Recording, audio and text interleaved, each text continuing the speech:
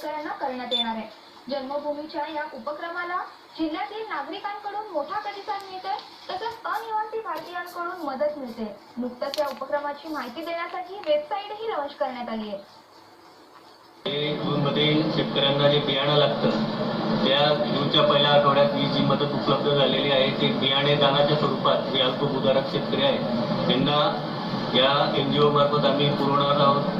त्याच्यात शासनाचा सुद्धा सक्रिय सहभाग आमचा राहणार आहे आणि जेणेकरून दुष्काळाच्या पार्श्वभूमीमध्ये जो आमचा सब डिव्हिजन किंवा तालुका आहे त्याच्यात जे शेतकऱ्यांना आम्ही थोडीफार स्वरूपात बियाण्याच्या स्वरूपात जी मदत करू शकणार आहोत। जे येणारा खरीप हंगाम आहे त्या खरीप हंगामामध्ये जे बियाणं शेतकऱ्याला लागणार आहे ते या मदतीतून प्राप्त होणार आहे।